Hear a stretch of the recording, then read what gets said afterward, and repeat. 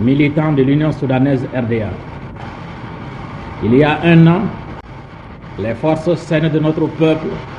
irréversiblement engagées dans la lutte pour la consolidation de sa souveraineté retrouvée et l'avènement d'un ordre social nouveau, ont fait rentrer notre révolution dans une phase nouvelle, celle que nous avons convenu d'appeler la révolution active. En effet, la journée du 22 août constituera désormais dans l'histoire de notre parti une grande date, une journée historiquement consacrée grâce aux importantes décisions prises ce jour par le CNDR qui elles-mêmes ne furent que le résultat des victoires cumulées remportées par l'ensemble de notre peuple sur les forces rétrogrades qui avaient essayé de le freiner dans sa marche en avant vers plus de liberté, de justice et de démocratie. Aussi bien, la journée du 22 août a été l'occasion d'une définition plus claire des objectifs de notre révolution et a, entre autres, permis au peuple de distinguer ses amis de ses ennemis, la révolution de la contre-révolution. Elle a été incontestablement le couronnement des efforts de tout un peuple luttant pour le triomphe de ses idéaux de liberté, de justice, de bonheur et de fraternité. De ce fait, l'évocation du 22 août qui a consacré le triomphe de la voie juste et claire de la cause du peuple sur les voies obscures de la réaction sociale s'impose à tous les cadres et militants de notre parti comme une tâche politique de haute portée révolutionnaire. Aussi, en révolutionnaire conséquent, c'est le moment plus que jamais pour nous de garder la tête froide, de dominer notre victoire afin de mieux appréhender les dimensions des tâches nouvelles qu'il nous faut rapidement accomplir pour rendre notre option socialiste irréversible et certaine la victoire finale. Pour ces raisons, le 22 août est une journée de souvenir pour nos militants. Il donne l'occasion de vérifier à la lumière des faits la fidélité constante de notre parti au serment de conduire le peuple malien à sa libération politique et sa promotion sociale. Il vient s'ajouter de façon harmonieuse à la liste déjà longue d'événements historiques jalonnant les étapes successives de notre évolution, confirmant ainsi que l'Union soudanaise RDA, hier, aujourd'hui comme demain, est demeure et demeurera au service exclusif du peuple malien. Cette fidélité trouve son illustration dans une série de situations que notre parti a connues au cours du processus de notre lutte depuis 1946 et dont il me plaît de retracer quelques-unes. Dès sa naissance, au son de la trompette de l'Union sacrée, comme son nom l'évoque, l'Union soudanaise, devenue le parti des masses laborieuses, a été prise sous le feu de l'administration coloniale appuyée sur les partis d'opposition. Et malgré les brimades de toutes sortes,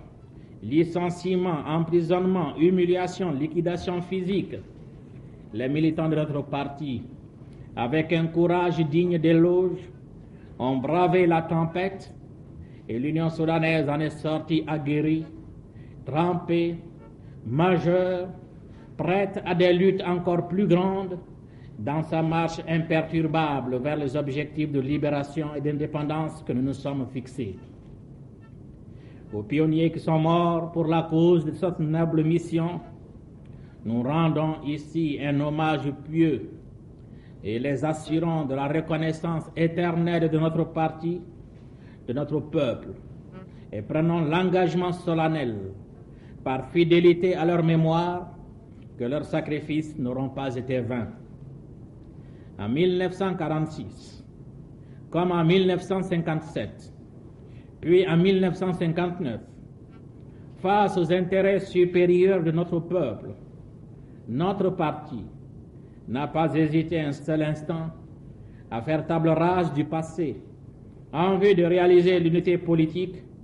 pour une meilleure efficacité de la lutte contre le régime colonial. L'occasion est bonne pour rappeler combien notre parti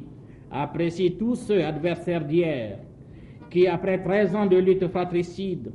ont accepté contre les manœuvres subtiles et les séductions alléchantes du colonisateur,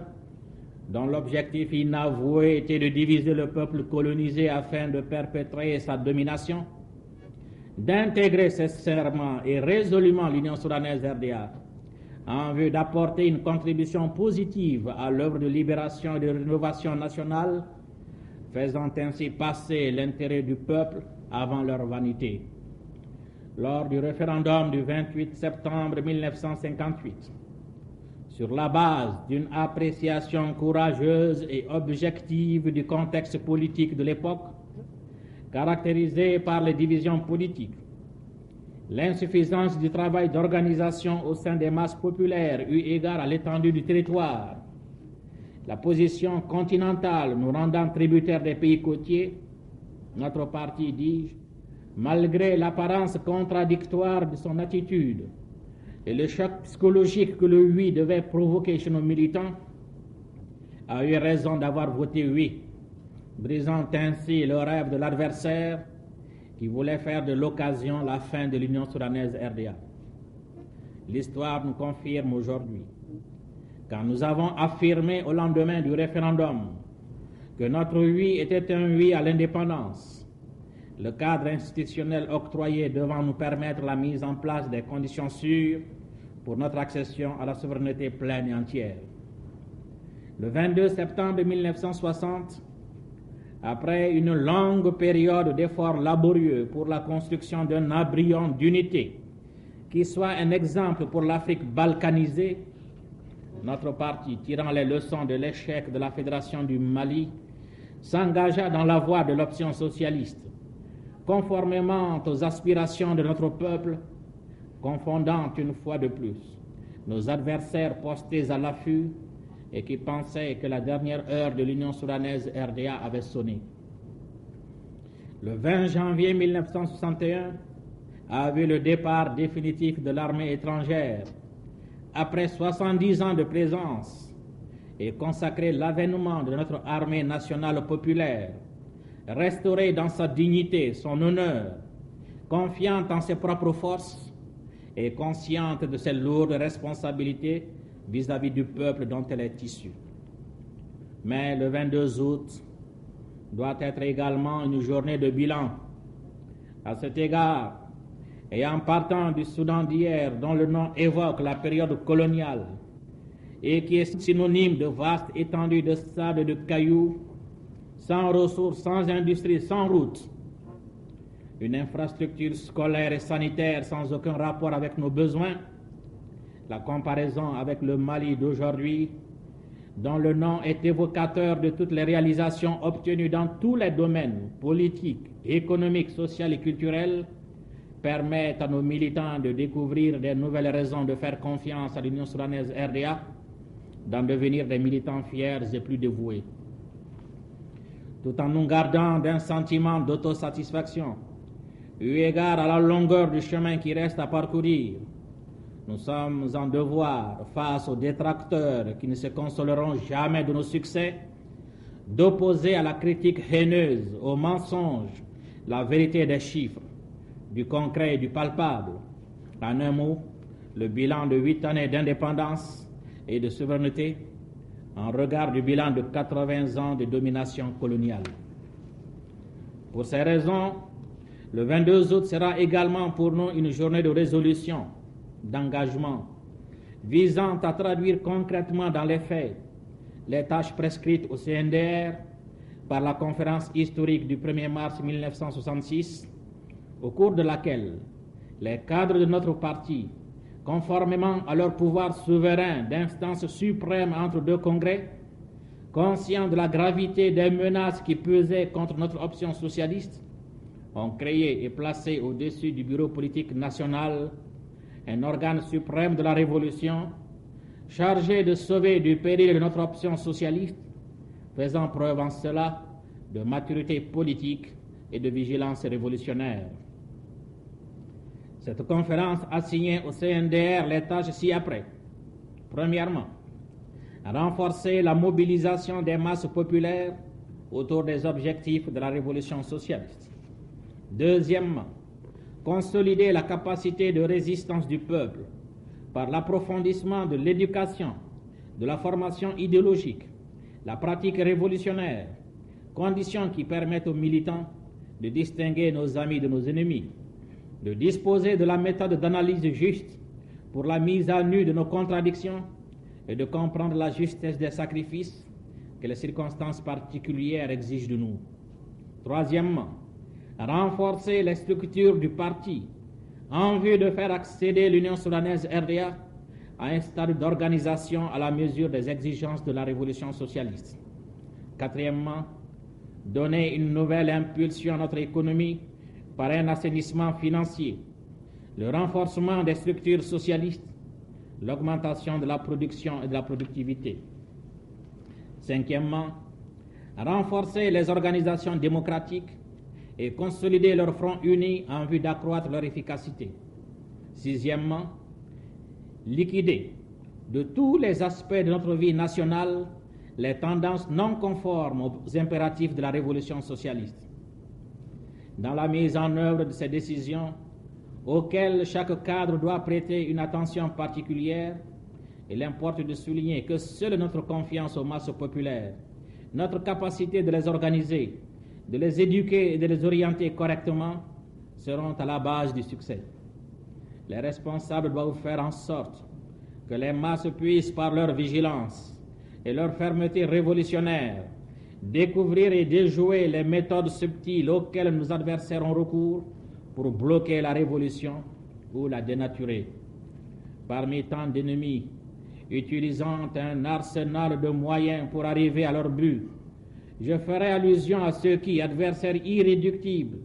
ont pensé que la nouvelle phase de notre révolution sonnait le glas de notre parti, l'Union soudanaise RDA. Par mauvaise foi, ils osaient assimiler notre parti au sort des responsables dégénérés, des potentats, des féodaux, des petits bourgeois qui ont caressé le rêve diabolique de confisquer les acquis de plus de 20 années de lutte de notre peuple et trahir notre option socialiste. Dans certaines sections, des opportunistes, des attardés en mal de place ont outragé la conscience révolutionnaire de nos militants en brandissant l'arme vénéneuse d'un régionalisme anachronique. Ailleurs, des trafiquants, des spéculateurs, des antisocialistes, au nom d'une démocratie factice, ont tenté de jouer sur la règle de la majorité pour justifier leur présence à des postes de responsabilité, d'où ils offriraient le spectacle du voleur qui crie au voleur.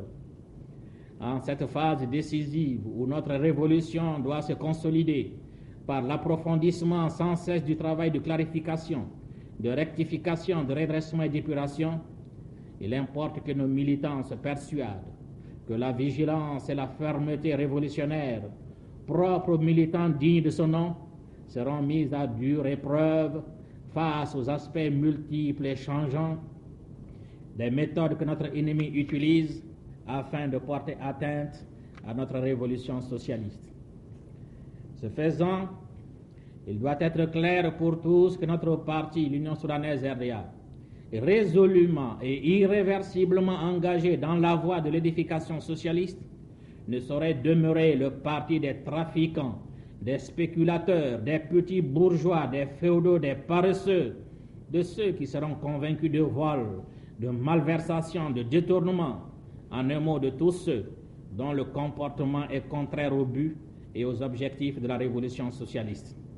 Dans le même ordre d'idées et avec non moins de détermination, nous devons, par l'exercice de la dictature populaire, diriger le fer de lance et de la lutte contre la contre-révolution intérieure, véritable fondé de pouvoir de l'impérialisme international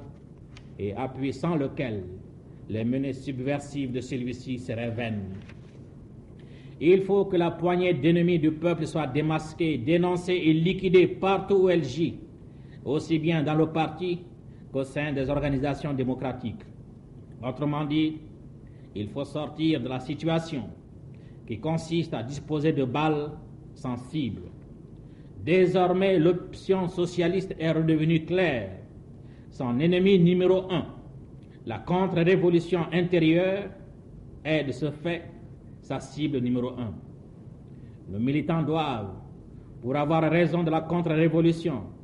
être constamment animé de l'esprit de parti qui n'est autre chose que l'esprit de classe, sur la base duquel se déroule la lutte qui nous oppose aux adversaires du socialisme, qu'ils soient de l'intérieur ou de l'extérieur. Contrairement au désir secret de nos adversaires qui voudraient que notre révolution soit un événement épisodique qui durerait tout juste le temps d'un feu de paille, nos militants auront à cœur de faire de la révolution active la continuation logique et conséquente de la lutte constante de notre parti pour le triomphe de nos idéaux de liberté, de justice et de paix sociale.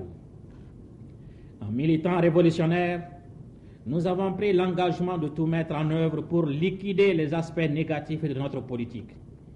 Pour l'efficacité de ce travail, il importe de souligner que les contradictions apparues dans la vie de notre parti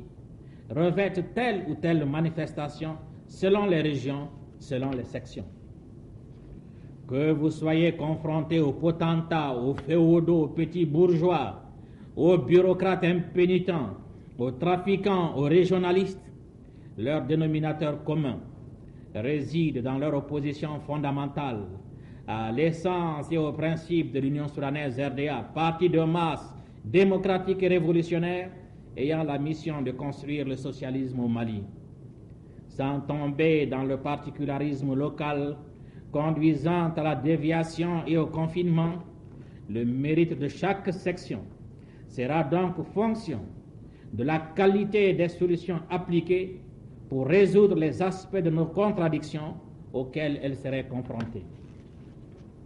Militantes, militants de l'Union soudanaise RDA, le 22 août ayant marqué la fin d'une période dont les conséquences ont dangereusement menacé notre révolution, nous devons tout mettre en œuvre pour éviter le retour d'une telle situation. Pour cela, faut-il rappeler la nécessité de veiller à l'observation des principes et normes de vie sur lesquels repose le fonctionnement de l'Union soudanaise RDA. Parmi ces prescriptions, dont l'importance et le rôle ne sauraient échapper à personne, nous placerons au premier rang de nos préoccupations les mots d'ordre ci-dessous. Développer au maximum la démocratie au sein du parti. Faire participer concrètement les militants à la recherche des solutions aux problèmes posés à eux. Lutter sans faiblesse contre l'esprit d'indiscipline, d'anarchie, incompatible avec l'essence d'un parti ayant la mission d'exercer la dictature populaire pour le triomphe du socialisme. Demeurer sur les positions de principe et lutter de pied ferme pour les faire triompher. Créer les conditions permettant le renforcement et le développement des organisations démocratiques, la consolidation de leur front uni. Former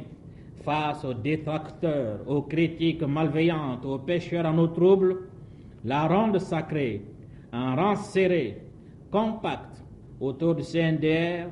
dont l'homogénéité et le dévouement à la cause de l'option faite par notre peuple font à la fois trembler et baver nos adversaires de rage. Le 22 août, pour les militants de notre parti, doit être aussi une journée de méditation, de critique et d'autocritique. Devant la réalité selon laquelle, comme j'ai eu l'occasion de le dire à la clôture de la 6e semaine de la jeunesse, aucun parti révolutionnaire, en l'occurrence l'Union soudanaise RDA, dans le processus de son évolution, ne saurait échapper aux contradictions internes. Le 22 août a apporté la preuve que seule l'action consciente et révolutionnaire du peuple souverain,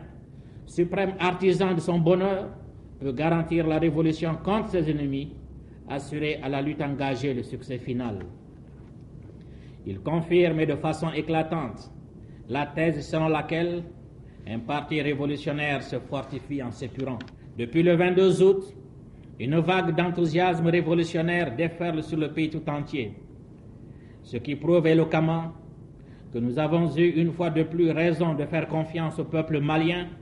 en ses potentialités révolutionnaires. Partout,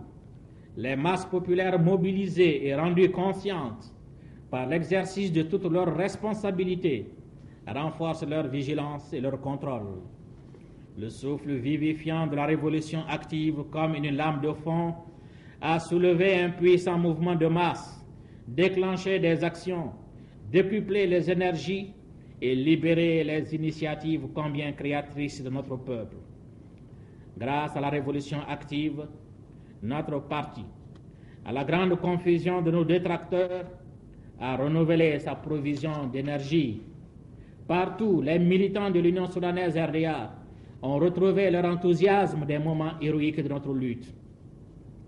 À ce bulletin de santé, attestant que le parti se porte bien, d'autres sources de vitalité, avec les nouvelles mesures de restructuration, viennent renforcer notre capacité de mobilisation et d'éducation et instaurer une atmosphère de saine compétition dont les résultats sont déjà appréciables, particulièrement au niveau de Bamako. Conformément à son rôle dirigeant de la révolution socialiste, l'Union soudanaise se consolide, se développe et raffermit son contrôle sur tous les secteurs de la vie nationale. Militantes et militants de l'Union soudanaise RDA, la révolution que nous menons sous la bannière de notre grand parti n'est pas un phénomène de conjoncture. La stratégie de l'Union soudanaise RDA s'est toujours traduite par l'inscription à l'ordre du jour des mots d'ordre qui correspondent concrètement aux préoccupations profondes des masses populaires. Notre démarche a toujours consisté à faire l'analyse objective de la situation générale, d'accorder ensuite à chaque étape donnée son cachet particulier, traduisant en cela la logique conforme au principe de la révolution globale ininterrompue qui obéit nécessairement à des étapes déterminées. L'histoire de l'Union soudanaise, c'est l'histoire des luttes héroïques menées par notre peuple pour l'affirmation de sa personnalité, de sa liberté et de son bonheur.